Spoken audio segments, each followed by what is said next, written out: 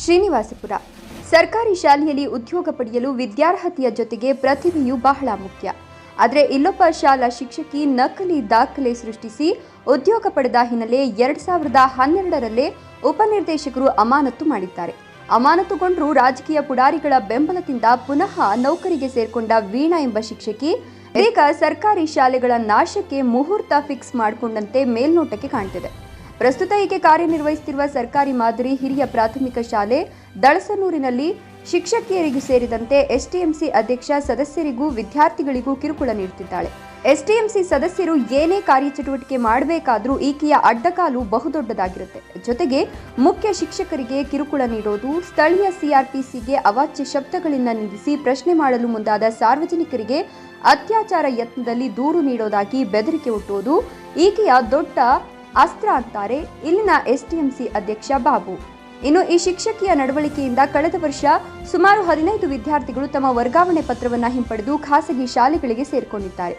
ಈಕೆಯ ವರ್ತನೆಯಿಂದ ಕಳೆದ ವರ್ಷ 50ಕ್ಕೂ ಹೆಚ್ಚು ವಿದ್ಯಾರ್ಥಿಗಳ ಸಂಖ್ಯೆ ಕಡಿಮೆಯಾಗಿ ಮುಂದಿನ ವರ್ಷ ಇನ್ನಷ್ಟು ವಿದ್ಯಾರ್ಥಿಗಳು ಶಾಲೆ ಬಿಡುವ ಸಾಧ್ಯತೆಗಳಿದ್ದು, ಸರ್ಕಾರಿ ಶಾಲೆಗಳ ಉಳಿವಿಗಾಗಿ ನಡೆಯುತ್ತಿರುವ ಅಭಿಯಾನಗಳು ಇಂತಹ ಶಿಕ್ಷಕಿಯರಿಂದ ಹಾಳಾಗುವ ಸಾಧ್ಯತೆಗಳಿವೆ. ಪ್ರಸ್ತುತ ಈಕೆಯ ನಡವಳಿಕೆಯಿಂದ ಬೇಸತ್ತ ಸಿಆರ್ಪಿ ಸಿ ಚೆನ್ನಪ್ಪ ಹಿರಿಯ ಅಧಿಕಾರಿಗಳಿಗೆ ದೂರು ನೀಡಿದ ಸಂಬಂಧ ಕಳೆದ ಮಂಗಳವಾರ ಉಪನಿರ್ದೇಶಕ ಕೃಷ್ಣಮೂರ್ತಿ ಅಮಾನತುಗೊಳಿಸಿ ಆದೇಶ ಹೊರಡಿಸಿದ್ದು, ಆದೇಶ ತಡೆಗೆ ಸ್ಥಳೀಯ ಜೆಡಿಎಸ್ನ ಹಿರಿಯ ಮುಖಂಡರು ಅಧಿಕಾರಿಗಳು ಒತ್ತಡ ಹೇರುತ್ತಿದ್ದಾರೆ ಅಂತ ಕೆಲ ಮೂಲಗಳಿಂದ ತಿಳಿದುಬಂದಿದೆ. ಸರ್ಕಾರಿ ಶಾಲೆಗಳ ಉನ್ನತೀಕರಣಕ್ಕೆ ಅಧಿಕಾರಿಗಳು ಹಾಗೂ ಪ್ರಭಾವಿ ರಾಜಕಾರಣಿಗಳ ಪ್ರೋತ್ಸಾಹ ಪ್ರಮುಖವಾಗಿದೆ. ವರದಿ ಶಿವಪ್ರಸಾದ್, ಶ್ರೀನಿವಾಸಪುರ. ನಾನು ಹೇಳ್ದೆ ಅಲ್ಲ ಸರ್, ನಾವು ಇಲ್ಲಿ ಶಾಲೆಗೆ ಬಂದರೆ ಮಕ್ಕಳು ವಿದ್ಯಾಭ್ಯಾಸದ ಬಗ್ಗೆ ತಿಳ್ಕೊಳ್ಳೋಣ. ಇಲ್ಲ ಅಧ್ಯಕ್ಷರಾದ್ಮೇಲೆ ನಾನಾ ಕೆಲಸಗಳಿರ್ತವೆ. ಹೆಡ್ ಮಾಸ್ಟ್ರು ಫೋನ್ ಮಾಡ್ತಾರೆ, ಬಂದರೆ ಅವ್ರದ್ದೇನು ಕೆಲಸ ಏಕವಚನದಲ್ಲಿ ಅವನದೇನು ಕೆಲಸ, ಅದು ಕ್ಯಾಸ್ಟಿಸಮ್ ಮಾತಾಡೋದು ಇವೆಲ್ಲ ಮಾಡ್ತಾರೆ. ಅವೆಲ್ಲ ಅಸಹ್ಯ ಮಾತುಗಳೆಲ್ಲ ನಾವು ಬಳಸೋಕ್ಕೆ ಬರಲ್ಲ. ಬೆದರಿಕೆ ಏನಂತ ಹಾಕ್ತಾರೆ ಸರ್? ಟೀಚರ್ಸ್ ಬೆದರಿಕೆ ಏನಂತ ಹಾಕ್ತಾರೆ? ಡೈರೆಕ್ಟಾಗಿ ಹಾಕಲ್ಲ ಸರ್, ಡೈರೆಕ್ಟಾಗಿ ಹಾಕಲ್ಲ. ನಾನು ಹೋದ್ಮೇಲೆ ನಾನು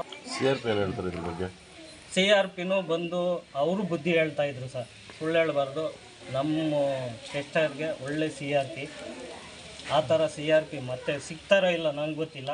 ನಾವು ಅವ್ರ ಬಗ್ಗೆ ಹೊಗಳಿದ್ರೆ ಇವ್ರ ಕೋಪ ಗೊತ್ತಾಯ್ತಾ. ಅವರು ಬುದ್ಧಿನೂ ಹೇಳವ್ರೆ.